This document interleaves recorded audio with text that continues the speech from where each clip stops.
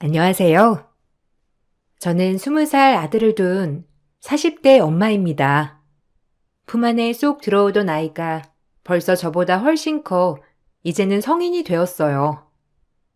아이는 제 기대보다 훨씬 더 훌륭하고 착한 아이로 자랐는데요. 아이가 어릴 적에 했던 수많은 선택들이 혹여나 문제가 되지 않을까 걱정을 많이 했었는데 잘 자라주어 너무나 고맙고 감사할 따름입니다. 사실 전 아이가 중학교 들어갈 무렵 남편과 이혼을 해 혼자 아이를 키웠어요. 전 남편은 선망받는 의사라는 직업을 가지고 있었지만 직업과는 별개로 최악의 인성을 갖고 있었던 사람이었죠. 이혼을 하면서 큰 이슈가 하나 있었는데요. 그때 얘기를 한번 해보려고요. 저는 어릴 적 큰 병을 앓았었어요. 병원에서는 마음의 준비를 해야 한다는 말까지 들었을 정도로 심각했고 몇 번의 죽을 고비를 넘기고 겨우 살아났답니다. 그때는 제 병에 대한 정보는 많지 않았기 때문에 더욱 치료가 어려웠었는데요. 그래서 오랫동안 투병 생활을 했고 결국 전 중졸로 학업을 끝마쳐야 했어요. 부모님께서는 그런 저에게 미안함과 자책감을 느끼셨어요. 건강하게 키워주지 못했다는 죄책감으로 늘 저에게 미안해 하셨죠. 그런 부모님에게 저도 어엿하게 잘 살 수 있다는 걸 보여주고 싶었고, 그렇게 전 결혼을 선택했어요. 그때 당시 남들과 똑같이 할 수 있는 건 결혼밖에 없다고 잘못 생각을 했던 거였죠. 남편은 부모님 지인의 소개로 만나게 되었어요. 남편 역시 부모님을 위해 결혼을 생각했던 사람이었어요. 시부는 결혼하기 전에 돌아가셨고, 시모는 몸이 좋지 않아 요양이 필요한 상황이었죠. 남편은 시모의 병간호를 해줄 여자가 필요했는데, 그때 마침 절 만나게 된 거였어요. 전 다른 건 필요 없습니다. 단지 저희 어머니와 같이 살아줄 여자가 필요하죠. 솔직히 연애를 안 해본 건 아니지만 연애를 하면 할수록 저랑 결혼은 먼 얘기라고 생각이 들더라고요. 그렇지만 미애 씨라면 제 조건도 받아주실 수 있을 거라 생각합니다. 미애 씨가 바라시는 거 있으면 저도 그걸 들어드릴게요. 전 다른 거 다 필요 없고 저희 어머니만 같이 모시고 살 수 있으면 충분합니다. 그런 건 괜찮아요. 저희 부모님한테만 잘 말씀드릴 수 있으면 아무런 상관없어요. 들으셔서 아시겠지만 전 어릴 적에 큰 병을 앓았고 아이를 낳을 수 있을지 없을지 모르겠어요. 지금은 다 나았지만 양철 씨 어머니께서 제 상황을 아셔도 괜찮으실지 모르겠네요. 괜찮습니다. 그런 건 굳이 말할 필요는 없을 것 같아요. 다만 저희 어머니가 몸이 많이 안 좋으셔서 요양이 필요하니 그것만 알아두시면 좋을 것 같아요. 저는 미애 씨 마음에 듭니다. 미애 씨도 결혼을 하고 싶어 하시니 굳이 저희가 이렇게 시간 지체할 필요는 없을 것 같은데 어떻게 생각하세요?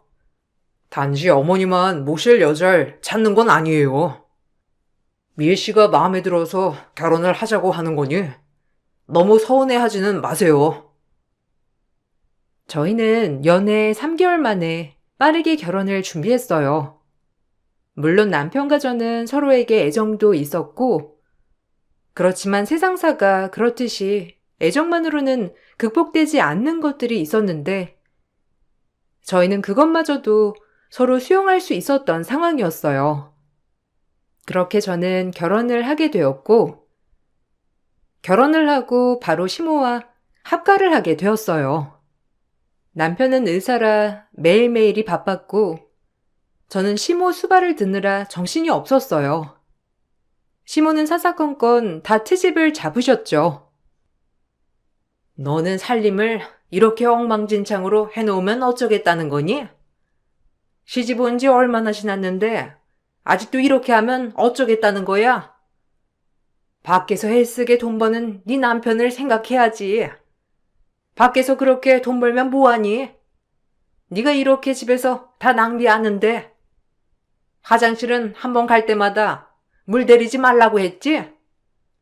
큰일 보는 것도 아니면서 물 낭비를 이렇게나 해서는 원. 집에서는 뭘 어떻게 배웠는지. 어머님, 화장실 물 바로바로 내리시는 게 좋아요. 어머님 자꾸 여러 번 소변 보시고 물 내리시니까 그게 다 튀어서 계속 방광염에, 질염에 자꾸 아프시잖아요. 남편도 어머니 화장실 볼일 보시고 바로바로 물 내리고 닦으시라고 하는데 그렇게 하시면 또 염증 생겨서 안 돼요, 어머님. 네가 살림을 많이 했냐? 내가 많이 했냐? 내가 많아도 훨씬 더 많은데 어디서 날 가르치려고 들어? 화장실뿐만이 아니야. 밥이 남으면 모아뒀다가 네가 먹어 치울 생각을 해야지. 어떻게 남아있는 걸 그대로 쓰레기로 버려? 돈 한 푼도 안 버는 애가 돈은 펑펑 쓸 줄이나 알고 네가 이 집에서 하는 게 뭐야? 시어머니 공경을 하니? 아니면 집안 살림을 똑부러지게 잘하니? 너 이불 빨래는 다 했어? 이것 봐. 아직도 하나도 안 한 거. 네가 이렇게 게으르니까 살림이 제대로 돌아가겠어? 이불 빨래 어제 했어요. 한 달에 한 번만 하라고 물 낭비하는 거냐면서 어제 그렇게 말씀하셨잖아요. 어제는 왜 그렇게 자꾸 물을 쓰냐고 하시더니 오늘은 왜 안 하냐고 하시면 어떻게 해요? 청소랑 빨래는 다 했으니까 걱정하지 마세요. 네가 애초에 똑바로 잘했으면 내가 이러겠니? 네가 처음부터 살림을 엉망진창으로 하니까 내가 하나하나 다 확인을 해줘야 하는 거 아니니?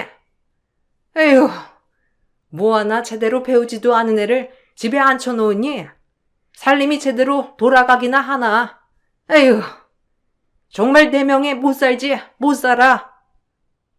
시모는 초기 치매도 진행이 되면서 자주 무언가를 깜빡 잊으셨고 그럴 때마다 욕을 듣는 건 저였어요. 특히나 시모는 남편에겐 제가 하지 않은 일을 제가 했다면서 모함을 하곤 했는데 그럴 때마다 남편과의 사이도 자주 틀어졌죠. 바쁜 남편은 시모와 제가 각자 다른 얘기를 하는 걸 듣고선 중재하는 걸 너무나 피곤하게 생각했고 결국 제가 다 맞춰주길 바랬어요. 어머니가 그러시던데, 당신 오늘 어머니 점심 대충 챙겨드렸어? 어제 고기 사둔 거 봤다던데, 당신이 그거는 안 주고 밥이랑 국만 줬다고 하던데, 맞아? 다른 건 몰라도 밥은 잘 챙겨드리라고 했잖아. 어머니, 약은 드렸지? 약 잊어버리고 안 드시면 깜빡하는 거 더 심해지시니까 꼭 챙겨 먹어야 해. 아까 보니까 당신이 너무 뭐라고 해서 체한 것 같다고 하시던데. 아, 어머님, 오늘 밥상을 2번이나 차리라고 하셨어. 점심에 속이 안 좋다고 하시면서 국에 밥만 그냥 먹겠다고 하시길래 그렇게 차려드렸다가 다 드시고서는 갑자기 배고프다고 고기 구워달라고 하셔서 고기도 구워드렸는데 무슨 소리야. 그리고 어제 장도 안 봤는데 무슨 고기야. 어머님 약 빼놓지 않고 드시긴 하는데 점점 상태가 나빠지시는 것 같아. 한번 병원에 가봐야 할 것 같은데. 병원에 모시고 가려고 해도 안 가려고 하시니까 그렇지. 당신이 곁에서 좀 잘 챙겨드려. 아버지 돌아가시고 우울증이랑 같이 오셔서 그런지 빨리 진행이 되는 것 같으니까. 당신이 옆에서 잘 맞춰드리고 하면 어머니 금방 괜찮아지실 거야. 요즘 스트레스를 많이 받으시는 것 같더라고. 스트레스 받으면 심해지는 거 알지?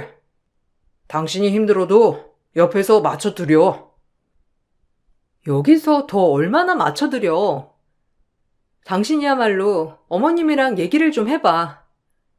내가 하지도 않는 일을 자꾸 당신한테 그렇게 말하시는 것도 그렇고 다 아들이 보고 싶으신데 시간이 없으니까 그런 것 같아.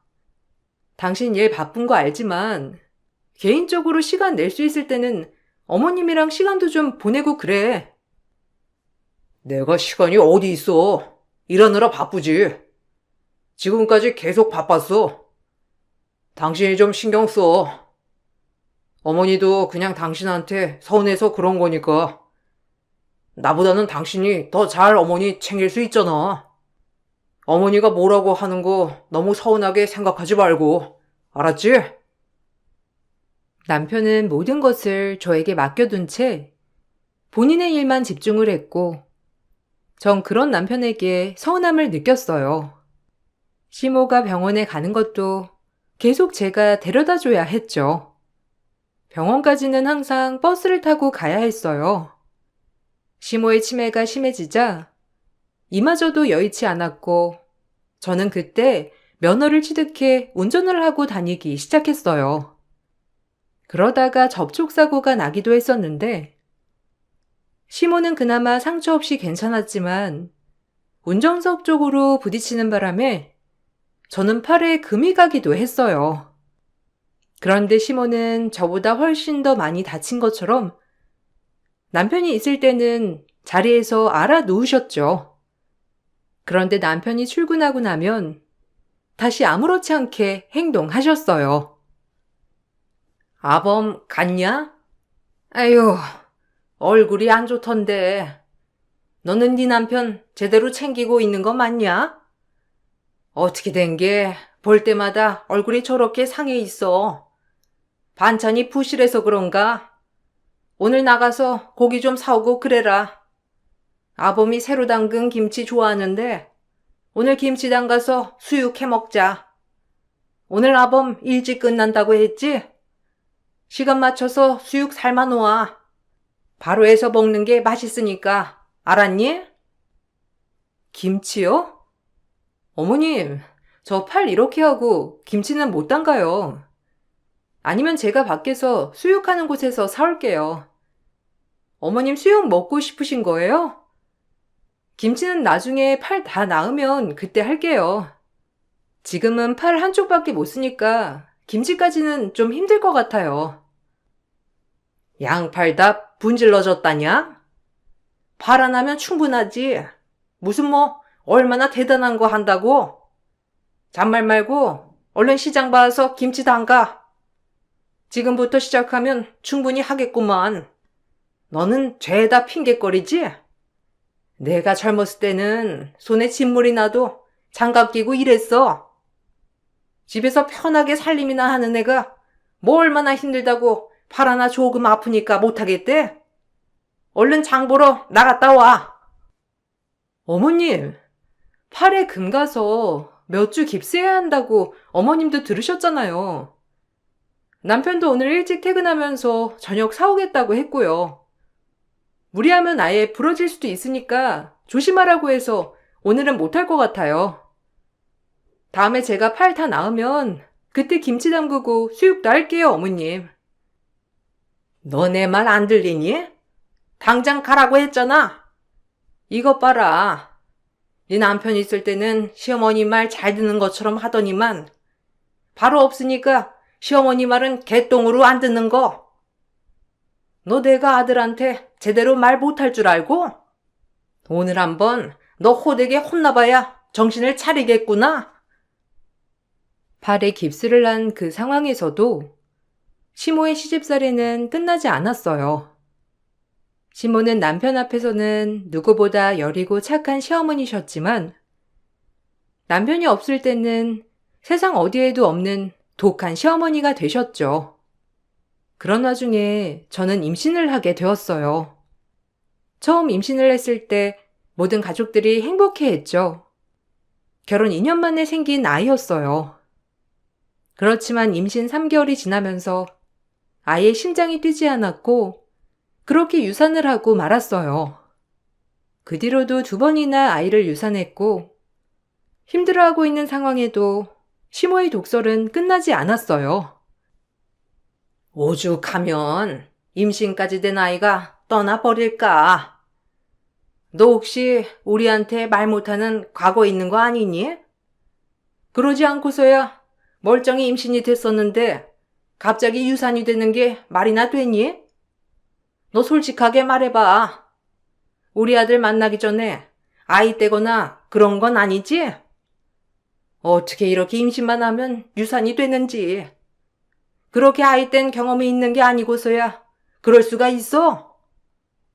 어머님, 그런 일 없어요. 병원에서도 유산할 수 있다고 했고요. 다른 쪽으로는 이상 없으니까 다음 임신 천천히 준비하면 된다고 하셨어요. 어머님도 속상하신 건 알겠지만 저도 많이 속상해요. 제가 그러고 싶어서 그런 것도 아닌데 왜 그렇게 말씀을 하세요? 누가 봐도 이상하니까 그렇게 말하지. 우리 아들 씨 받았으면 멀쩡히 잘 임신을 해야 맞는 건데 어떻게 여러 번 유산을 할 수가 있어? 아휴, 정말 모자라도 이렇게 모자란 애를 받아줬으니 너는 진짜 네 남편한테 절하고 살아야 돼. 이런 모질이를 그대로 받아준 네 남편이 얼마나 고맙고 대단하니. 남들은 멀쩡히 잘만 임신하고 애 낳는다는데 사지육신 멀쩡해 보이는 네가 속은 억만칭찬이니. 너 네 남편한테 위로받을 생각은 죽어도 하지 말거라. 가서 미안하다고, 아이 제대로 품지도 못했다고 사과를 해야지. 저도 속상해요, 어머님. 어머님도 저희가 아이 누구보다 바라고 있었다는 거 아시잖아요. 저도 너무 속상해요. 그렇지만 이게 제 잘못 때문이라고 할 수 없다고 병원에서도 말하는데 제가 남편한테 사과까지 해야 된다고요? 어머님 정말 너무하시네요. 너무하기는 네가 너무하지. 애나 흘리고 다니면서 내 주변에는 유산하는 애가 너밖에 없어. 얼마나 몸 관리를 엉망으로 했으면 애 하나 제대로 지키지도 못하고 네가 제대로 관리를 못하니까 애가 버티지 못하는 거 아니야? 당연히 네 남편한테 미안해하고 나한테 사죄해야지 뭐 하는 거야? 아이를 유산했다는 슬픔도 컸지만 시모의 막말에 전 상처를 너무나 많이 받았죠. 다행히도 몇 번의 유산 끝에 전 아이를 갖게 되었고 그 아이는 무사히 막달까지 품을 수 있었어요. 그나마 시모도 유산을 몇 번 하는 걸 봐서 그런지 이번에는 심하게 시집살이를 시키지 않았죠. 시모는 남편 앞에서는 세상 너무 좋은 시어머니인 척 항상 저를 위하는 척 하셨어요. 우리 며느리 몸은 힘들지 않니? 내가 임신했을 때는 워낙 시어머니 시집살이가 심했어서 애 낳기 전까지도 일하고 그랬는데 우리 며느리는 몸이 힘들고 그러진 않지? 요즘 며느리들은 그래도 전보다 편하다고는 하더라. 이제 곧 예정일 아니니? 아이 낳기 전에 먹고 싶은 거 많이 먹어둬. 아이 낳고 나면 먹고 싶어도 못 먹는 게 얼마나 많은데. 그럼 아들은 며느리 출산하고 좀 쉴 수 있어? 아니요, 어머니. 한 이틀 정도는 쉴 것 같긴 한데 바로 일하러 가봐야 해요. 급한 콜 있으면 그때도 가야 하고요. 장모님께 부탁드리려고요. 제가 옆에 있지 못할 수도 있으니까 장모님이 와 계시면 와이프도 괜찮을 것 같고 어머니 식사는 당분간 가사 도우미 불러야 할 것 같아요. 이 사람도 어머니 신경 쓰기 힘들고 이제는 몸도 무거우니까요. 아유, 그래야지. 나야 걱정하지 마라. 어른인데 어련히 알아서 할까. 우리 며느리가 걱정이구나. 몸도 무거울 텐데 그래도 며느리가 살이 좀 붙어서 다행이야. 나는 너 임신했을 때 낳기 전까지 입덧해서 뭘 먹지도 못했잖니. 그나마 며느리는 그런 게 없어서 다행이야. 살도 이렇게 찌고 말이야. 보기 좋네. 오늘 뭐 먹고 싶은 거 있니? 엄마가 해줄게. 괜찮아요. 저 이따가 저녁에 나가봐야 할 것 같아요. 급한 일이 있어서. 와이프가 어제 치킨 먹자고 했었는데 가기 전에 주문해 놓을게요. 같이 드세요. 내일은 일찍 끝나서 올 테니 오면 같이 저녁 먹어요. 그리고 검진 받으니까 약간씩 아이가 내려오고 있다고 해서 무리하면 안 될 것 같아요. 혹시라도 무슨 일 있으면 바로 전화 주세요. 그럼 내가 무리하게 뭐 시키는 것도 아니고 너무 걱정하지 마라. 저녁에는 며느리 먹고 싶다는 치킨 먹으면 되겠다. 미리 주문하지 말고 내가 알아서 주문할 테니까 신경 쓰지 말고 밥 굶지 말고 다녀, 아들. 남편이 있을 때면 뭐라도 하나 더 해주는 것처럼 하다가 남편이 없을 때는 다시 냉정한 시모가 되었죠. 이날도 결국 치킨은커녕 백숙이 드시고 싶다면서 푹 고아 살을 바르는 것까지 제가 다 일일이 해야 했어요. 뜨거울 때 먹어야 맛있다면서 펄펄 끓는 백숙을 그대로 제가 발라내게 하셨죠.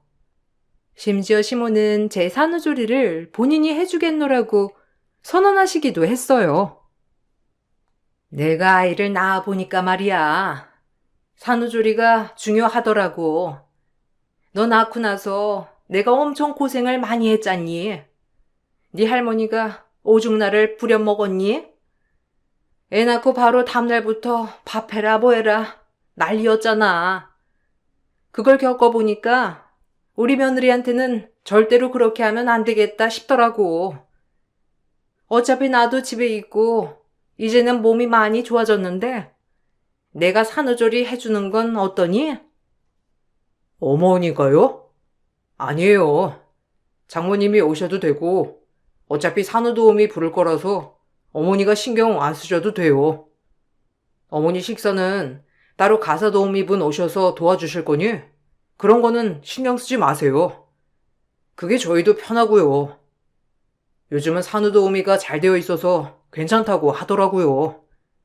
장모님도 주말에 오실 거고 너무 신경 쓰지 마세요. 아니 그래도 내가 잘해줄 수 있는데 굳이 산후도우미 돈 쓸 필요가 뭐가 있어. 그러면 사돈이랑 내가 같이 하면 되지. 가사도우미도 부를 필요 없어. 이제는 나도 어느 정도 움직일 수 있으니까 내 밥은 내가 알아서 해 먹으마. 걱정하지 말거라. 너의 출산해도 며칠 쉬지도 못한다고 한 거 아니었니? 이런 거 신경 쓸 필요 없어. 엄마가 같이 있는데 무슨 걱정이야. 그래도 어머니 무리하시면 안 돼요. 아내도 어머니보다는 산후도우미가 와서 도와주는 게 더 편할 거예요. 어차피 오라고 다 예약은 해둔 상태라 괜찮아요. 그래도 아내가 다 신경을 쓰진 못하니까 가사도우미는 불러야 해요. 됐어. 그럴 필요가 뭐가 있어. 내가 해준다니까. 신경 쓰지 마. 병원에서도 더 진행 안 된다고 그러지? 요즘 내가 운동도 열심히 하고 있잖아. 사돈께서도 오시는데 뭐가 문제야? 괜히 산후도우미 와서 돈 쓰는 것보다 나랑 사돈이랑 같이 하면 되니까 취소하렴. 시모의 고집에 결국 남편도 알겠다고 수긍을 했지만 아이를 낳고서는 하루도 안 돼서 시모는 몸살이나 드러눕고 말았어요. 저와 엄마는 너무 어이가 없었어요. 내내 한 거라곤 본인 식사를 챙기는 것밖에 없었는데 몸살이 나버렸으니 왜 산후도우미, 가사도우미를 부르지 말라고 했는지 이해가 되지 않았어요. 그래놓고서는 남편에게는 본인이 아이를 다 보고 제 산후조리도 도와주느라 몸살이 났다고 말을 했더라고요. 시모는 아이가 조금이라도 울면 저에게 핀잔을 주셨어요. 그래서 전 항상 아이를 업고 안으며 살림을 할 수밖에 없었죠. 그나마 아이는 순해서 안아주기만 하면 울지 않았고 잠도 잘 잤는데 돌이 지나니까 혼자서도 잘 놀아 좀 더 수월해졌죠. 아이가 다 크고 나니 시모는 아이를 당신이 다 키웠다고 하셨어요. 우리 손주는 날 닮아서 똘똘하고 순해. 그렇지? 너는 아주 편하게 애 키우는 거야. 집에 시어머니가 있으니까 아이 안 봐도 되고 얼마나 편하니? 살림하는데 애가 붙어 있으면 얼마나 힘든지 아니? 내가 이렇게 애도 봐주고 이런 시어머니가 어디 있냐? 넌 정말 시집 잘 온 줄 알아라. 그나저나 새벽에 보니까 다 같이 한 방에서 같이 자던데 아이 새벽에 깨기라도 하면 어쩌려고? 아직 아이가 따로 잠을 못 자서요.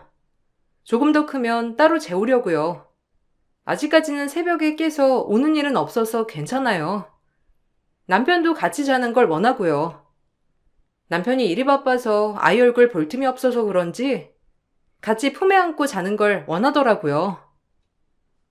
아무리 그래도 늦게까지 고생하면서 일한 남편, 아이 우는 소리에 새벽에 깨면 어쩌려고 같이 재우니?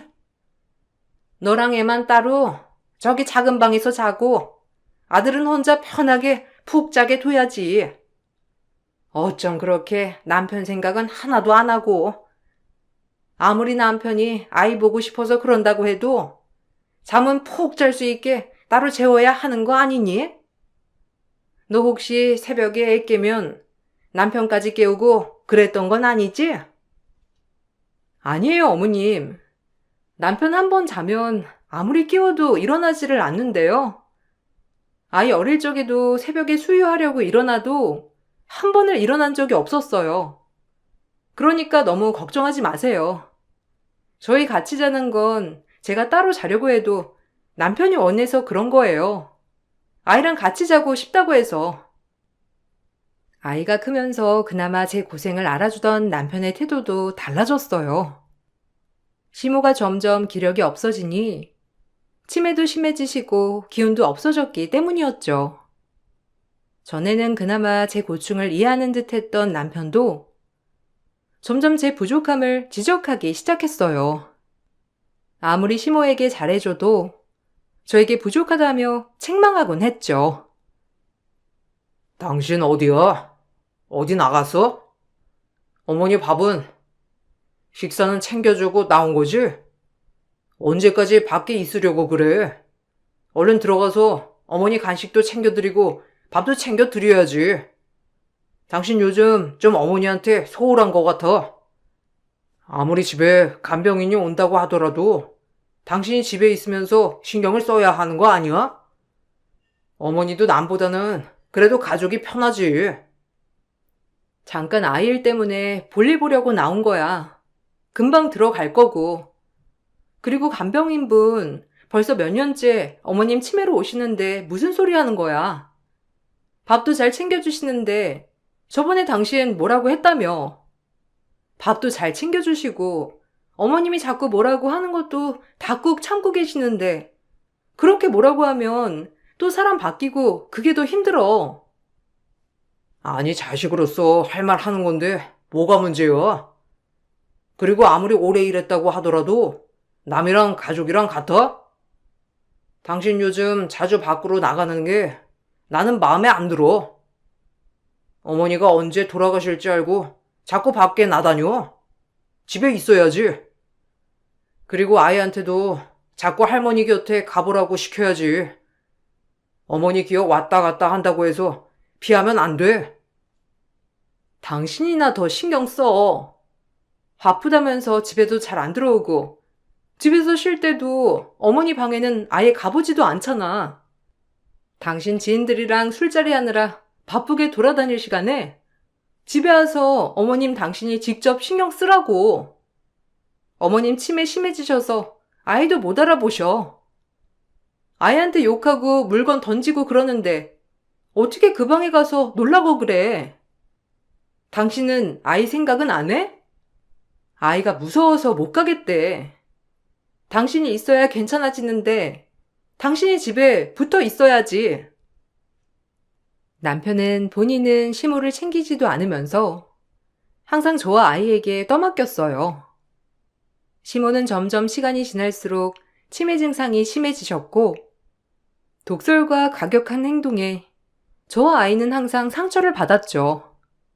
요양원에 모시고 싶었지만 남편은 끝까지 반대했어요. 수십 번 요양보호사가 바뀌었고 그나마 몇 년 버티고 있었던 사람도 남편의 깐깐함에 결국 그만두고 말았죠. 얼마 뒤 시모는 돌아가시고 말았어요. 시모가 돌아가시니 남편은 밖으로 돌기 시작하더라고요. 집에 들어오지 않는 날도 많아지고 차에 가보면 다른 사람 흔적들도 보였죠. 남편과 이런 것 때문에 자주 다투기도 했어요. 당신 요즘 밖에서 뭐하고 다니는 거야? 집에도 안 들어오고 병원 일이 그렇게 바쁜 것도 아니라면서.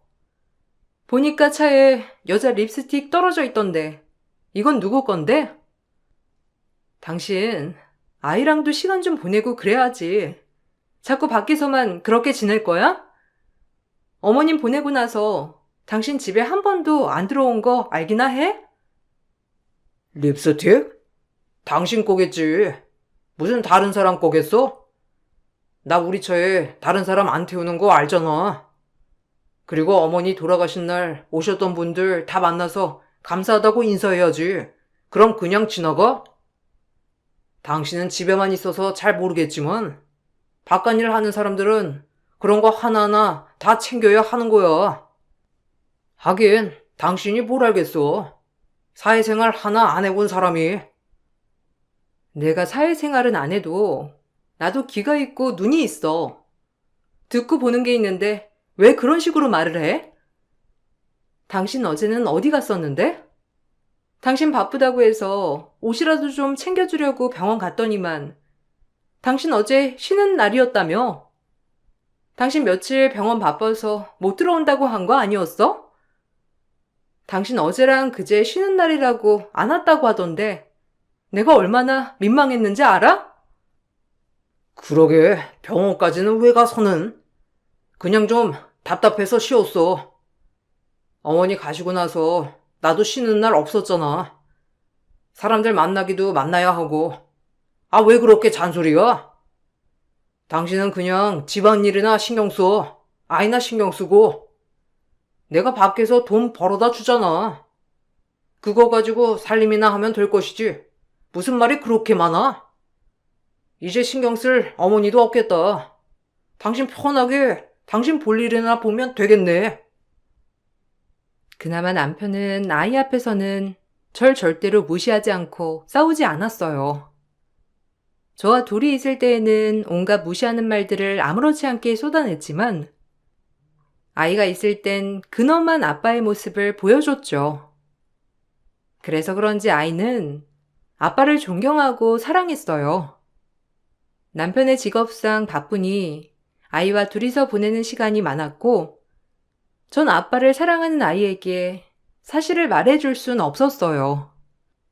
아이가 크면서 남편과 갈등이 생겼던 게 하나가 있었는데 바로 아이 공부 때문이었죠. 아이는 공부보다는 노는 걸 좋아했고 예체능 쪽으로 재능이 있었어요. 그렇지만 남편은 공부를 해서 자신의 뒤를 따르길 바랬어요. 예체능은 무슨?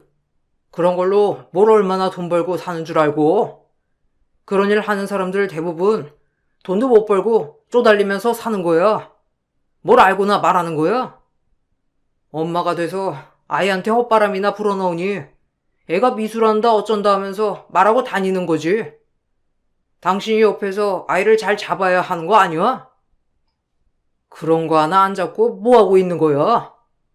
집안일은 당신이 해야 하는 거 아니야? 아이가 그쪽으로 재능도 있고 하고 싶다고 하잖아. 아이가 하고 싶다는 걸 하게 해줘야 맞는 거 아니야? 어떻게 애한테 공부만 하라고 해? 난 그거 아닌 것 같아. 학교에서도 아이가 미술 쪽으로 재능도 있고 흥미 있다고 이쪽으로 결정하는 것도 좋을 것 같다고 하는데 무조건 공부하라는 게 말이 돼?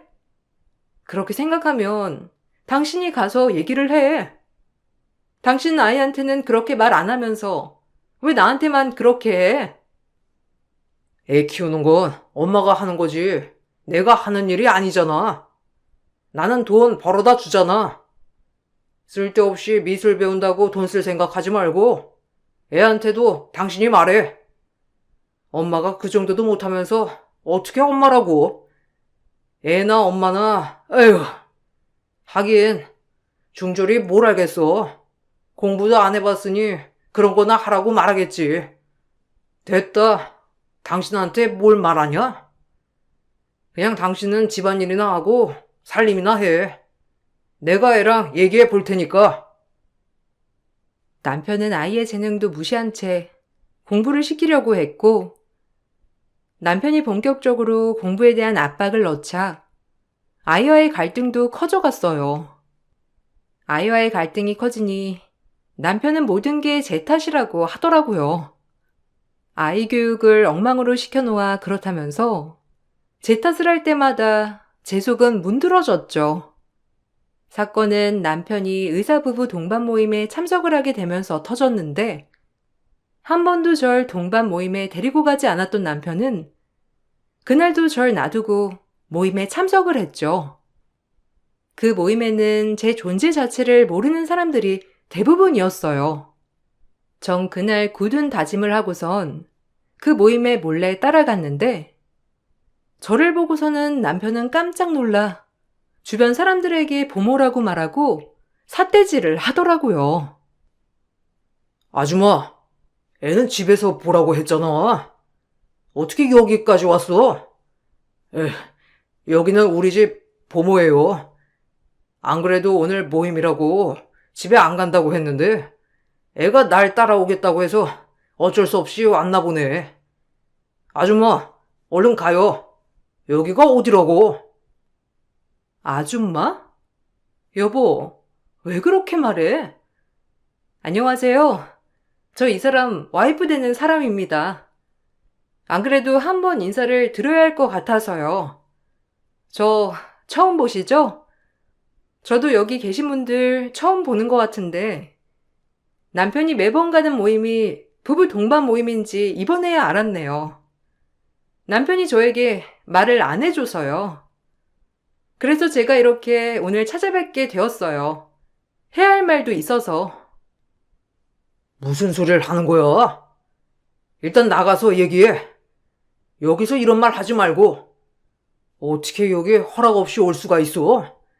내가 오라고 한 것도 아닌데. 사람들 앞에서 쓸데없는 말 하지 말고 얼른 나와. 중졸이 뭘 이해한다고? 정말 당신 1억이야? 사람 창피하게 여기까지 찾아와서는 얼른 입 다물고 나와. 당신 집에 가서 봐. 이딴 짓 한 거 후회하게 해줄 테니까. 남편은 저에게 으름장을 놓으며 당장 나오라고 했죠. 그런데 그때 마침 뒤늦게 엄마가 제 뒤를 따라 들어왔어요. 그런 엄마를 보고 수십 명의 의사들이 일동 기립해 인사를 했죠. 남편은 뒤따라 들어온 엄마를 보고서는 놀라기도 했지만, 수십 명의 의사들이 일동 기립해 인사를 하자 그 모습에 더 놀랐어요. 사실 저희 부모님은 오래전 제가 앓고 있던 병에 대해 연구 지원을 했었어요. 그때 당시 국내에서는 제 병에 대한 정보가 거의 없어 부모님이 해외 연구 자료도 직접 가지고 와 투자도 지원하셨고 기부도 많이 하셨죠. 그러면서 제가 앓고 있었던 병에 대해서 많이 연구가 진행되었는데, 마침 그 자리에 부모님의 얼굴을 알고 계시는 분이 계셨어요. 남편은 이 사실을 알고선 굉장히 놀랄 수밖에 없었죠. 부모님도 어디 가서 말을 꺼내지 않았던 얘기라 저도 정확히 알지 못했던 일이었고, 아빠마저 돌아가시면서 더 이상 지원을 하시진 않으셨거든요. 그렇지만 딱 그때 당시 지원을 받았던 병원 의사 선생님이 계셨고, 그렇게 상황이 밝혀지게 되었어요. 엄마는 제가 남편과 이혼을 고민한다며 털어놓은 얘기를 듣고선 같이 동행하시겠다고 하셨던 거였어요. 아마 이런 상황이 있을 거라 예상하셨던 것 같아요. 남편은 그제야 저와 엄마에게 잘못했다며 용서를 구했죠. 여보, 미안해. 장모님, 죄송합니다. 제가 정말 이번 일 잘못했습니다. 솔직히 와이프 아프고 중졸이라는 말 듣고 나서 저희 엄마 잘못일 거라 생각했고 실제로도 잘했습니다. 그거 다 알고 있는데도 불구하고 외면했어요. 저보다 못났다고 생각했습니다. 정말 죄송합니다. 장모님 말씀은 제가 이제야 들었네요. 저희 재단 예전에 투자를 하셨었다고. 그게 그렇게 중요하나? 우리가 투자를 하고 안 하고에 따라서 자네가 우리 딸한테 대하는 태도가 달라지나 이 말이야. 아무리 자기 부모 모실 여자를 찾았다고 하지만 그래도 자네가 우리 딸 사랑하고 아껴준다고 해서 믿고 결혼시킨 걸세. 우리 딸 아프기도 했고 학업도 제대로 못 맞춰 결혼이나 할 수 있을까 했었는데 그런 아이 보듬어 준다고 해서 정말 사랑한다고 생각해 보내준 거야. 정말 죄송합니다. 안 그래도 병원에도 이 사실 알려주면서 징계받을 상황입니다. 병원에 한 번만 장모님이 가셔서 말씀해 주시면 안 되겠습니까? 전에 제가 병원에서 감사상도 받았던 상황이라 이번 일 알려주면 병원 이미지도 타격이 클 거라고 해서 한 번만 말씀 좀 잘 부탁드립니다. 좋은 의사? 자기 와이프도 그렇게 무시하는데 좋은 의사라니. 참, 자네가 보는 환자들도 아마 병 때문에 학교도 그만두고 일도 그만두고 그런 사람들이 많지 않나? 그런데 그렇게 아파 학업도 제대로 못 마친 아내마저도 무시하는데 자네 환자들은 제대로 볼 수나 있어? 속으로는 무시하고 있었겠지. 다 자네가 만든 일이야. 나한테 부탁하지 말고 우리 딸과도 이제 그만 헤어지게. 남편은 이번 일로 그동안 쌓아왔던 이미지가 무너지고 말았어요. 원래 병원장까지도 목표로 뒀던 남편은 재단의 사실이 알려지게 되면서 거의 쫓겨나듯이 병원을 그만두게 되었죠. 저와도 이혼을 하게 되었습니다. 남편은 저에게 재산 분할 한 푼도 주려고 하지 않았지만 그동안 시모를 모셔왔던 것 등이 인정을 받게 되면서 전 절반 이상 재산 분할을 받을 수 있었어요. 그렇게 사랑했던 아들도 남편의 실체를 알고선 얼굴도 보고 싶어 하지 않네요. 어찌 보면 남편 스스로 지금 상황을 만든 거나 다름이 없는 것 같아요. 아들이 이번에 20살이 되면서 성인이 되었는데요. 성년의 날 때 저에게 장미꽃을 선물하며 그동안 감사하다는 말을 했을 때 그 감동이 잊히지 않아요. 중졸이었지만 뒤늦게나마 고등학교 졸업 검정고시를 준비하고 있는데 늦기 전에 대학교에 다녀보는 게 제 소원이네요. 사연 들어주신 분들께 정말 감사드립니다. 저를 위해 평생을 고생하신 엄마와 사랑하는 아이와 함께 평생 행복하게 살아보려고요.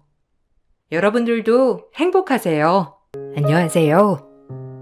저는 얼마 전 딸아이를 보낸 50대 엄마입니다. 살면서 힘들고 고단한 일들이 정말 많았지만 시간이 지나면 점점 잊혀지는 것들이 대부분이었죠. 하지만 이번 일은 제 마음 깊은 곳에 깊게 박혀 눈을 감는 날까지 잊지 못할 것 같습니다. 어디 속 시원하게 털어놓을 것도 없고 이곳에 사연을 적어보내며 제 마음을 좀 털어놓아 보려고 해요. 저희 딸아이는 넉넉하지 못했던 시절 저희 부부에게 유일한 행복이 되었던 존재였습니다. 사랑을 듬뿍 주며 키웠지만 넉넉하지 못한 형편에 딸아이에게 지금 생각해보면 못해준 게 너무나 많았죠. 그래도 딸은 크면서 단 한 번도 무언가를 요구한 적도 가난한 형편을 원망한 적도 없었어요. 말썽 한 번 부리지 않고 공부도 열심히 했고 똑똑해 항상 학교에서도 칭찬을 듣던 아이였습니다.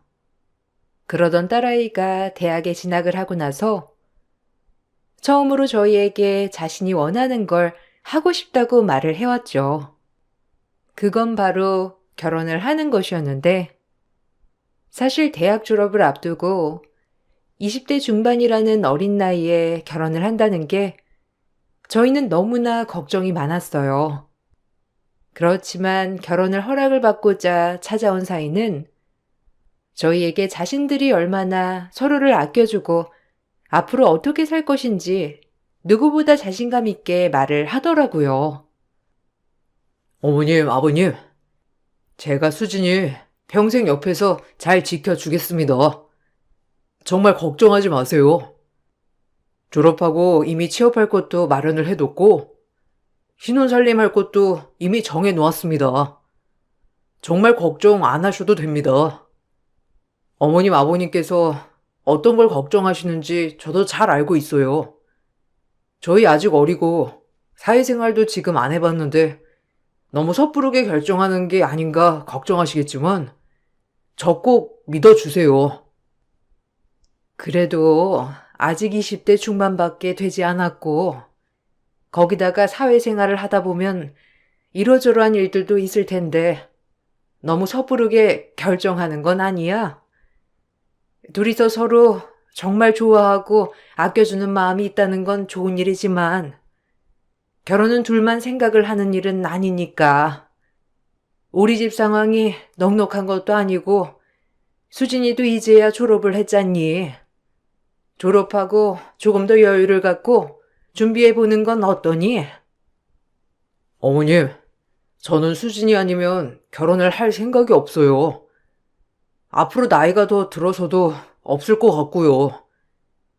꼭 결혼을 한다면 수진이랑 할 텐데 지금 하나 그때 하나 별반 다를 게 없다고 생각해요. 거기다가 이미 살집이며 살림살이들도 다 준비가 되어 있는데 결혼을 마다할 이유는 없을 것 같아요. 저희 둘이서 같이 열심히 살아보고 싶어요. 저희가 결혼식을 크게 올리겠다는 건 아니에요. 양가 가족들만 모여서 소소하게 결혼식 올리고 싶으니 어머님께서도 너무 부담 갖지 않으셨으면 좋겠어요. 적극적으로 사위는 결혼을 밀어붙였고 처음에는 저희들도 결혼에 대해서 걱정이 많았지만 하루가 멀다 하고 찾아와 결혼 허락을 받고자 하는 사위의 모습을 보면서 의지가 확고하다는 걸 알게 되었죠. 더군다나 사돈댁에서도 결혼에 대해서 호의적이셨고 끝끝내 고민하는 저희 집에 직접 찾아와 결혼을 설득하시기도 했어요. 그렇게 딸은 대학 졸업을 하고 바로 결혼을 하게 되었습니다. 졸업 후 취업을 하게 되었는데 딸이 어느 날부턴가 속이 좋지 않다고 하더니만 임신을 했더라고요. 입덧 때문에 일상생활도 어려워 결국 취업은 포기해야 했죠. 아이는 30대가 돼서 계획하겠다고 말을 했었는데 일찍 임신을 하게 돼서 저는 딸이 너무 안쓰럽고 속상한 마음이 들었어요. 특히나 심한 입덧으로 물조차 제대로 못 먹는 딸은 하루하루 말라갔는데 어느 날인가 입덧이 조금 나아질 때쯤 딸이 어릴 적 먹었던 제가 만들어준 묵국이 너무 생각이 난다면서 연락을 해왔어요. 오랜만에 딸아이의 얼굴을 볼 생각에 저는 부랴부랴 음식을 만들고 신혼집으로 찾아갔는데 신혼집에 가보니 이미 안사돈께서 와 계시더라고요.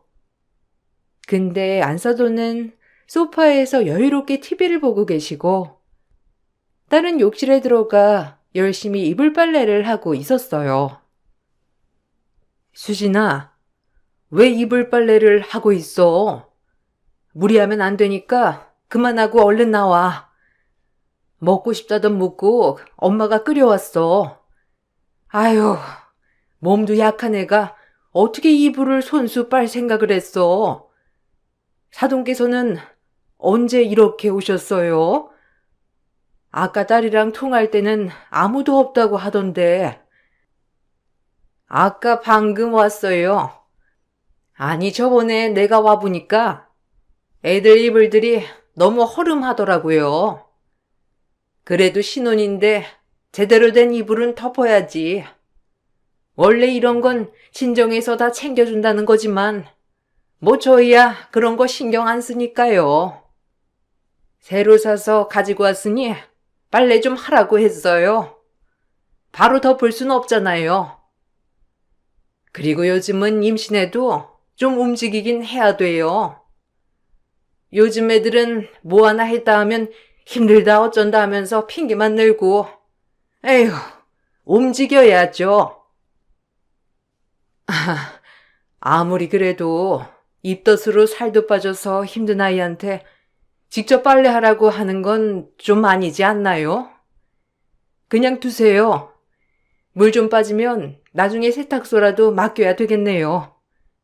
요즘 누가 집에서 이불 빨래를 직접 밟아가면서 하나요? 세탁기도 잘 나오고 이불 빨래 세탁해주는 것도 있는데요. 아이고, 얘네는 우리 아들 혼자 돈 버는데 아낄 수 있는 곳은 아껴야죠. 이제 아이도 태어나면 돈 들어갈 일이 태산인데 혼자 벌어가지고 어떻게 살림을 하겠다고. 이래서 내가 집에 들어와서 같이 살자고 했던 건데 하도 아들이 우기고 우겨가지고. 그리고 사돈께서도 너무 자주 오시지 마세요. 아직 어려가지고 살림도 하나부터 열까지 다 배워야 되겠더라고요. 사돈, 물론 아직 부족한 점이 많겠죠. 저희 딸도 저희 집에서는 귀하게 자랐으니까요. 사위 혼자 밖에서 돈 버느라고 고생하는 것도 있겠지만 아직은 우리 딸 몸이 온전한 상태는 아니니 조금만 이해를 해주세요. 애들이 다 살아가면서 배우지 않겠어요? 환영을 받으며 결혼을 했다고 말하던 딸아이의 말과는 다르게 안사돈의 말에는 가시가 박혀 있었어요. 나중에 알고 봤더니 딸의 시모는 결혼을 끝까지 반대했다고 하더라고요. 아직 어린애들이 결혼해서가 아니라 넉넉한 집안의 자식이 아니었기 때문이었어요. 사돈은 합가를 하고 싶어 했지만 딸은 합가를 반대했고 결국 딸이 월세를 내며 살고 있었던 집에서 신혼생활을 하게 되었던 것이었어요. 끝까지 합가를 반대했던 딸의 태도가 미웠는지 안사돈은 시간이 날 때마다 신혼집으로 찾아와 딸을 괴롭히곤 했죠. 그런 딸아이가 안쓰러운 생각도 들었지만 을에 거쳐가는 일이겠거니 생각했는데 그러던 딸이 얼마 지나지 않아 결국 유산을 했습니다. 유산이 된 원인은 특별하게 없었고 딸의 전화를 받고 놀라 병원으로 가보니 이미 병실에는 조치가 끝난 딸아이가 누워 있었어요. 아무리 기다려도 사인은 나타나지 않았고 결국 집까지 제가 딸을 데려다 주게 되었죠. 자네, 지금 어딘가? 병원에서 지금 집에 왔는데 어떻게 한 번을 안 보이나? 수진이 말로는 병원까지 데려다 줬다고 하던데 그래도 끝나고서 같이 있어줘야 하는 거 아니야? 내내 힘없다가 아까야 겨우 수진이 잠들었어. 언제 집에 들어올 거야? 오면 잠깐 얘기 좀 해. 아, 장모님, 저 회사 일 때문에 오늘 바빠서 저녁 늦게 들어가게 될 것 같아요. 장모님, 저도 너무 마음이 아프고 슬퍼요. 근데 어쩌겠어요. 아이가 이미 가버린 걸. 저도 끝까지 있고 싶었는데 회사 일이 너무너무 바빠가지고요. 장모님, 죄송해요. 장모님과 얘기도 나누고 싶지만 제가 너무 바빠가지고 안 될 것 같아요. 수진이 잠들었으면 장모님도 댁으로 가세요. 이서방, 지금 그게 말이라고 해? 안 그래도 내가 자네한테 말 좀 하려고 했는데 자네 없는 사이에 안사돈께서 집에 오셔서 수진이 살림 알려준다 어쩐다 하시면서 이것저것 다 시키신 건 아시나? 입덧 때문에 뭐 하나 제대로 먹지도 못하는 애한테 음식 만들어 보라고 시키고 거기다가 쪼그려서 바닥 닦게 시키고 이게 지금 말이 된다고 생각해? 아유, 장모님, 저희 엄마가 좀 너무하신 건 있지만 그래도 집에 있는 사람이 살림을 해야지 누가 하겠어요. 저는 일하느라 바쁘고 집안 살림을 할 시간도 없는데요. 엄마한테는 제가 잘 말씀드릴게요. 안 그래도 전화해보니까 엄마가 많이 미안해 하더라고요. 장모님, 저도 너무 속상해요. 잘 있던 아이가 왜... 어쨌든 저도 얼른 일 정리하고 집에 가볼게요. 결혼 전에는 결혼만 하면 세상 누구보다 좋은 사이, 남편이 될 것 같았던 사이가 결혼 후에는 일이 바쁘다면서 딸아이를 소홀히 하는 게 눈에 보일 정도였죠. 슬그머니 딸에게 요즘 어떻게 지내는지 물어볼 때면 딸은 항상 잘 지내고 행복하다는 말을 많이 하곤 했어요.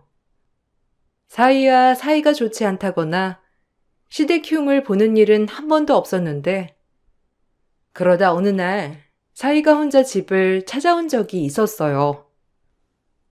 장모님, 장인어른, 솔직히 말하면 저 요즘 너무 힘듭니다.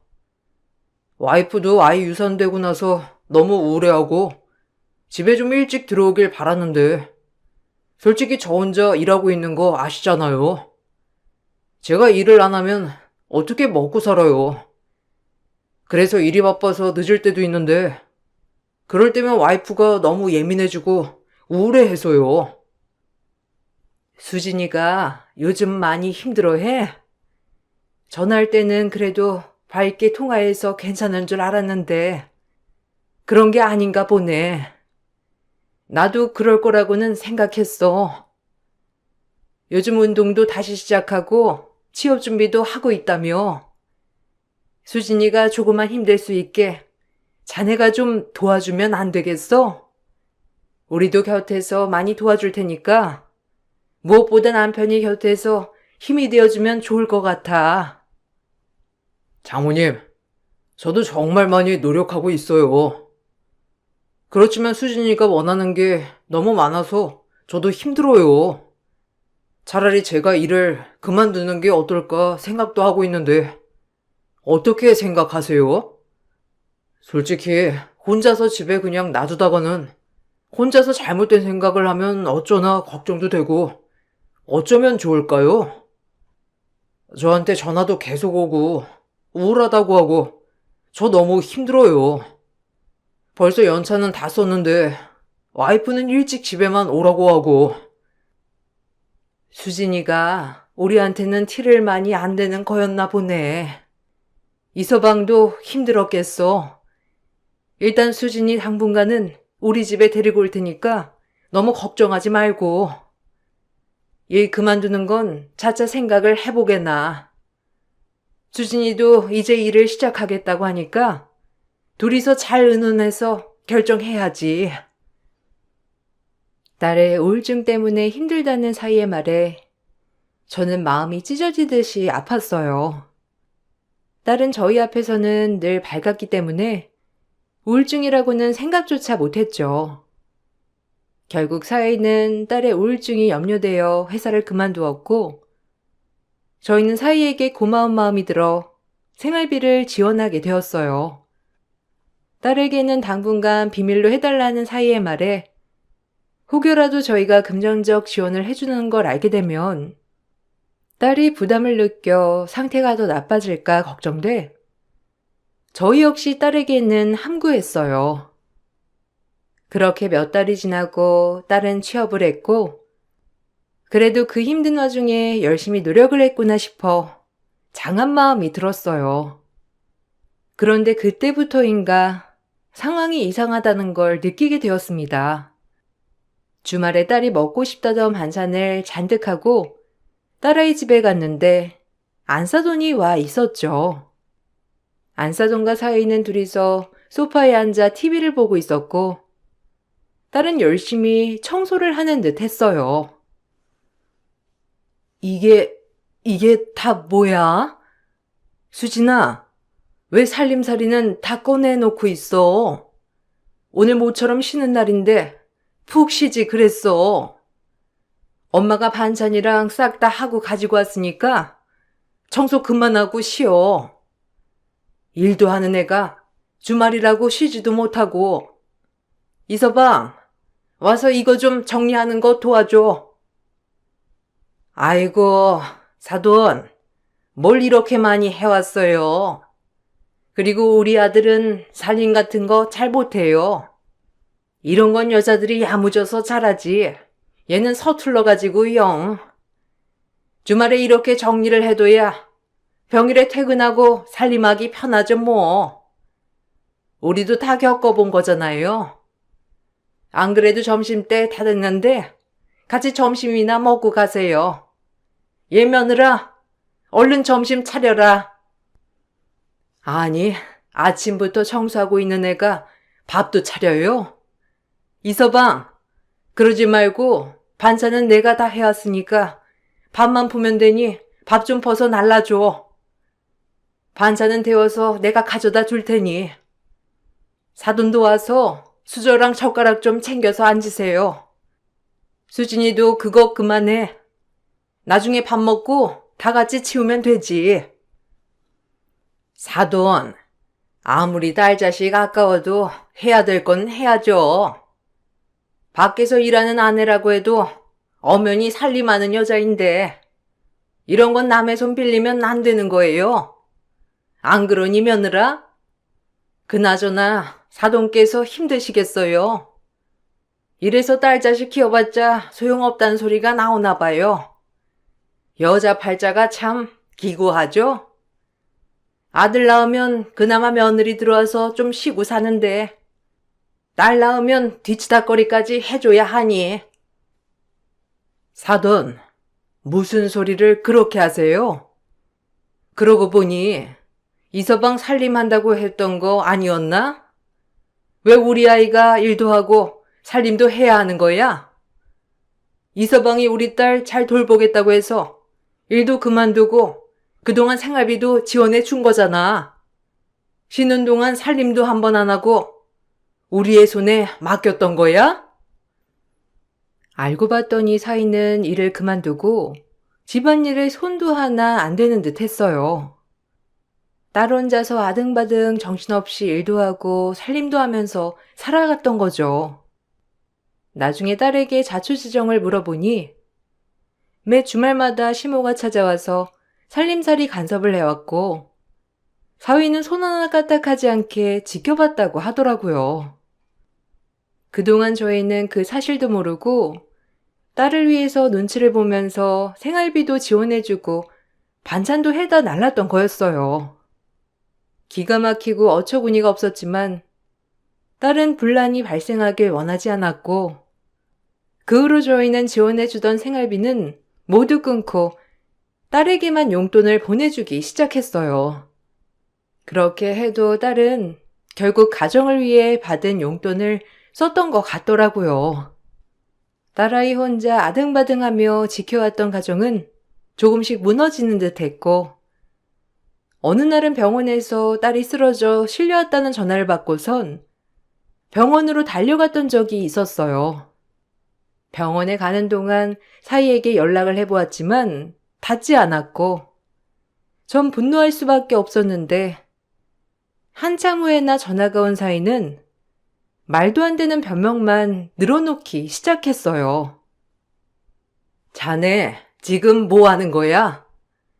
전화한 지가 언젠데 이제야 전화를 받아. 회사에 연락해보니 오늘 연차 내고 출근도 안 했다고 하던데 도대체 어디서 뭘 해서 전화를 몇 시간 동안이나 안 받았던 건데? 지금 수진이 병원에 입원한 거는 알고 있나? 검사 받아야 한다고 하니까 얼른 병원으로 와. 장모님, 제가 지금 지방에 와 있어서요. 지금 당장 갈 수가 없어요. 사실 장모님께는 말씀을 못 드렸는데 이번에 사업 시작할까 싶어가지고 여기서 미팅하고 있었어요. 중요한 미팅이라 지금 당장은 갈 수가 없네요. 죄송해요, 장모님. 수진이 상태는 어떤가요? 많이 안 좋은가요? 수진이한테는 미리 말하고 온 건데 그렇게 화를 내시니. 지금 내가 화가 안 나게 생겼어? 아침에 연락 와서 바로 전화했는데 지금 저녁 시간이야. 하루 종일 전화도 안 되고 문자에 답도 없는데 내가 화가 안 나게 생겼어? 자네 우리 딸 가로로 쓰러진 건 알고 하는 소리야? 장모님, 제가 정말 가고 싶지만 저도 일을 해야죠. 수진이가 요즘 몸이 너무 안 좋아서 솔직히 일을 계속 할 수는 없을 것 같아요. 수진이한테도 일 그만두라고 말했는데 그러면 제가 일을 시작해야 되잖아요.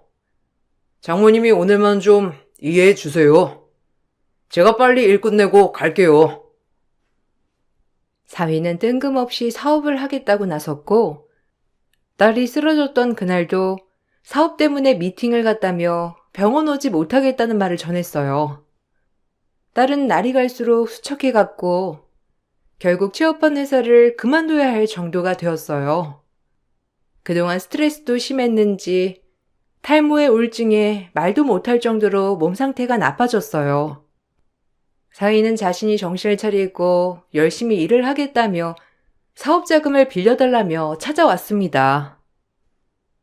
저 앞으로 정말 열심히 살려고요.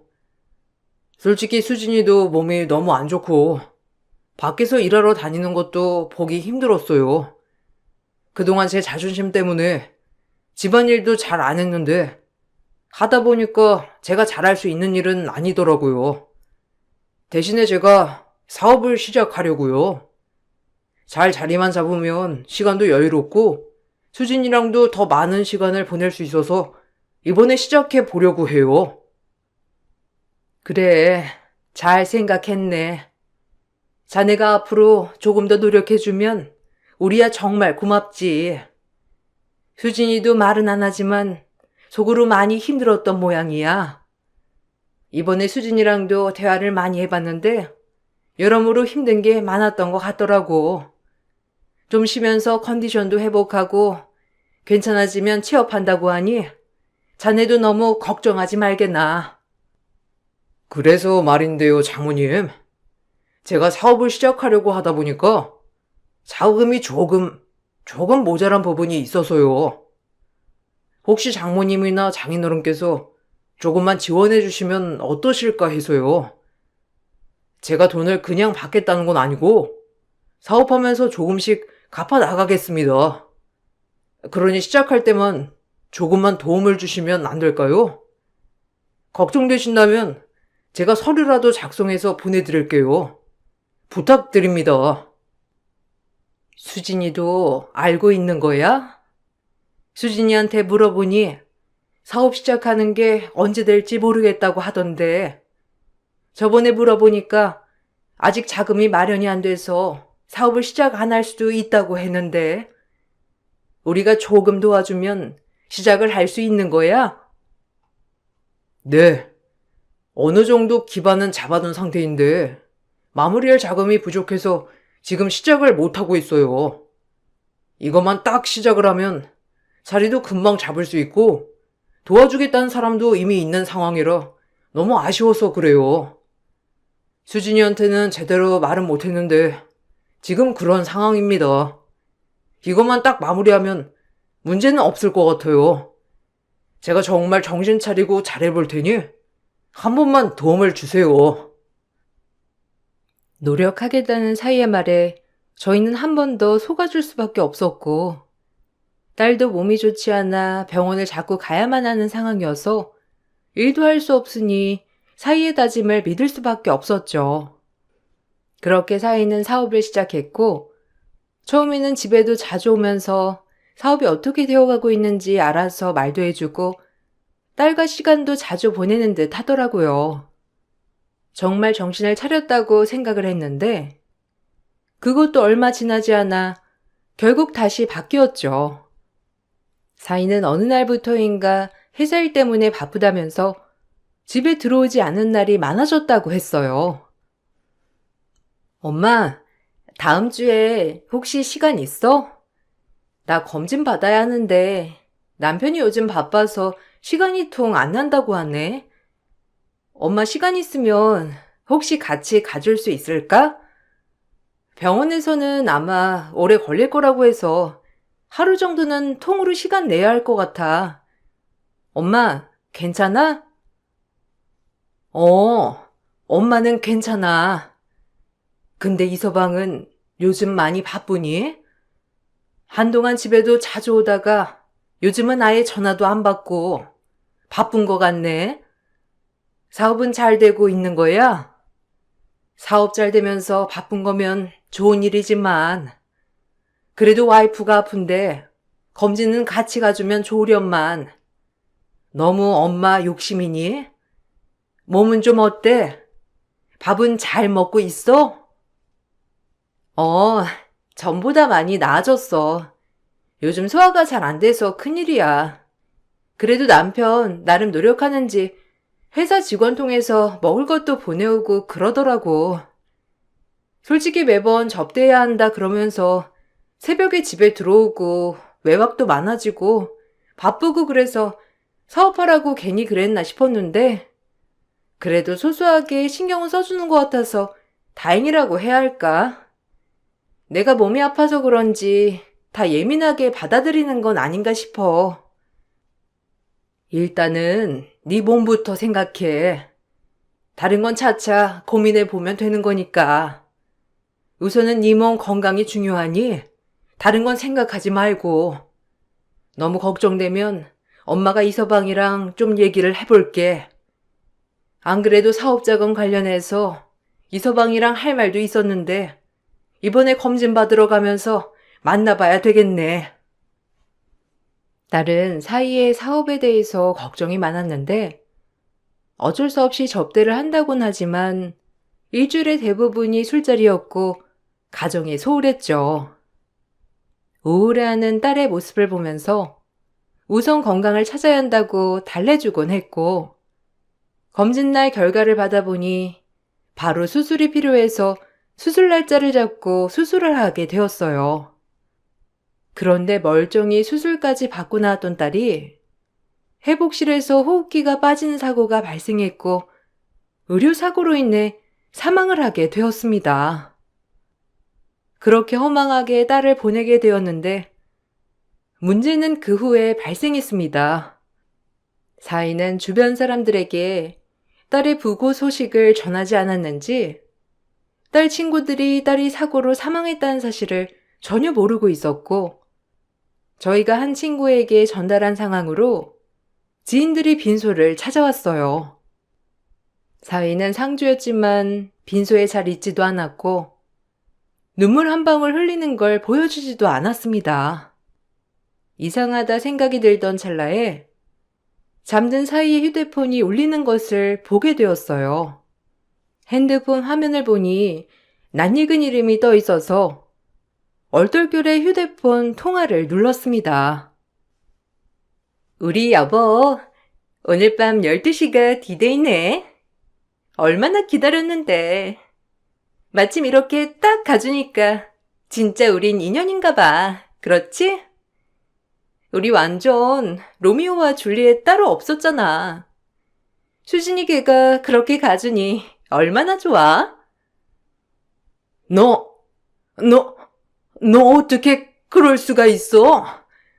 어떻게 네가 어떻게 우리 수진이 배신하고 절친이라고 하던 네가 어떻게 그럴 수가 있어? 수진이가 그렇게 우울해하고 불안해했던 이유가 너 때문이었구나. 내가 너 가만 안 둘 거야. 어머니? 어머니. 제가 남자친구한테 잘못 전화했나 봐요. 죄송해요. 어머님. 제가 사장님한테 전화하려고 했던 게 아닌데. 어머니, 오해하지 마세요. 수진이 보내시느라 힘드시죠? 제가 일이 있어서 빈소에 가보지 못했는데 나중에 수진이한테 인사하러 갈게요. 네가 여길 왜 와? 너 정말 제정신이니?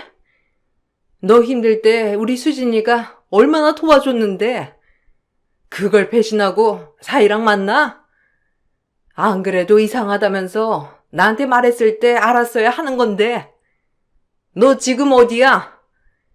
내 딸만 억울하게 그렇게 보낼 수 없지. 당장 내가 너 세상 뜨게 해줄 줄 알아? 어머니, 뭔가 오해하신 것 같아요.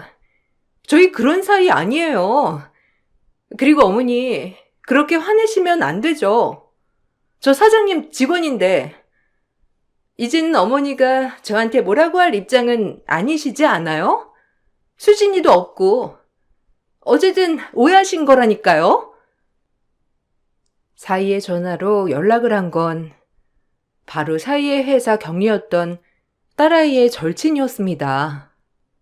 딸에게는 어릴 적부터 친하게 지냈던 친구가 있었는데 가정 환경이 화목하지 않아 늘 저희 집에서 저녁을 얻어먹고 가곤 했던 그 친구가 딸을 배신했던 것이었어요. 알고 보니 딸은 이미 어느 정도 짐작을 하고 있었던 모양이더라고요. 사이가 딸이 눈을 감자마자 부랴부랴 딸의 핸드폰을 찾았었는데 그것이 의심스러워 먼저 찾아 살펴보니 딸은 사이와 상간녀의 외도 증거를 모두 모으고 있었습니다. 이미 두 사람은 오래전부터 외도 관계인 듯 했고 사이가 상간녀에게 우리 딸이 너무 아프면 그 핑계로 헤어질 것이라며 헤어지게 되면 바로 결혼하자는 메시지를 보낸 증거까지 있었죠. 지금 이게 뭐 하는 짓이야? 그동안 우리 애가 불안해했던 이유가 바로 그거였구만. 얼마나 기가 막힌 타이밍이라고 생각했어? 우리 딸아이 그렇게 가고 눈물 한 방울 안 흘린 이유가 이거였어? 자네 지금 제정신이야? 어떻게 딸이랑 가장 친한 친구랑 더러운 짓거리를 할 수가 있어? 지금 그게 사람이 할 짓이야? 그러게. 딸을 좀 건강하게 키우셨어야죠. 맨날 비실비실 여기 아프고 저기 아프고 안 아픈 곳이 없었잖아요. 그래 놓고서는 원하는 것도 많고 살림도 하나부터 열까지 다 서툴고 요즘 일하면서 살림하는 여자들이 얼마나 많은데 그거 하나 못해가지고 징징.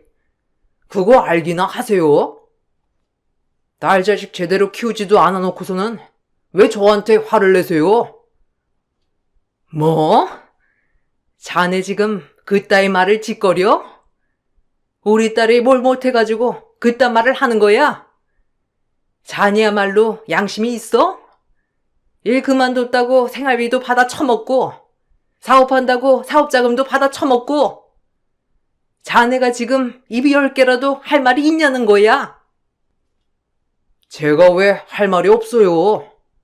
아니 막말로 이제 수진이 없으니까 하는 말인데 제가 아프라고 빌었던 것도 아니고 맨날 아픈 사람이랑 뭘 해요?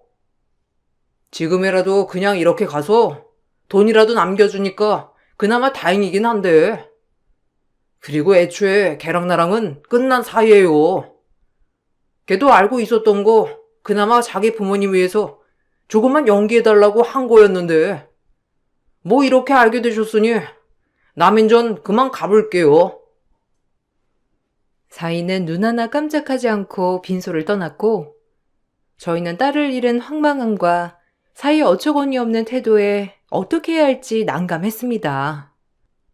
사이는 장례 이후로도 연락 한 번 하지 않았고 오히려 사돈 측에서 보상금을 분할해야 한다면서 저희에게 연락을 해왔죠. 그 와중에 와이프 보상금은 받고 싶은가 보구나 생각을 하니 더욱 분노가 치밀어 올랐어요.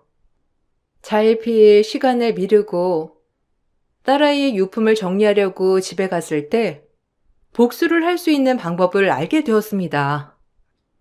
딸은 지금의 상황을 예상이라도 한 듯이 한쪽에 수많은 증거 자료들을 수집해 두었고 두 사람이 외도를 저질렀던 증거와 남편과 완전한 혼인관계가 끝났던 시점에 대한 자료들을 모두 모아두고 있었어요. 알고 봤더니 사이는 사업을 시작하고 얼마 지나지 않아 딸에게 헤어지자는 얘기를 했던 모양이더라고요. 혼인신고를 아직 하지 않았으니 서류 정리할 것이 없을 것이라며 나눈 대화 내용을 남겨두었죠. 이 자료를 근거로 저는 법률 상담을 진행했는데 이미 남이 된 사유였기 때문에 딸의 피해 보상금에 대한 권리가 없다는 걸 입증하기 위해서였어요. 당연히 이미 딸과 사위의 관계는 파회된 상황이었고, 사위는 보상금 때문에 저희 앞에서 딸과 사이가 좋았던 것처럼 연기를 했던 거였어요. 보상금은 사위에게 한 푼도 가지 않았고, 그 뒤 저는 사위에게 투자금에 대한 회수 청구도 진행을 했어요. 사위는 딸과 헤어지고 난 후부터 저에게 투자를 받은 금액도 보내지 않았기 때문에 이에 대한 회수 청구도 진행을 하게 되었습니다. 법적으로 모든 조치를 하고 나서야 사위는 저희에게 미안하단 연락을 해왔어요. 장모님, 정말 죄송합니다. 제가 생각에 너무 짧았어요. 솔직히 수진이가 몸이 너무 약해서 저도 나름 스트레스를 많이 받았어요.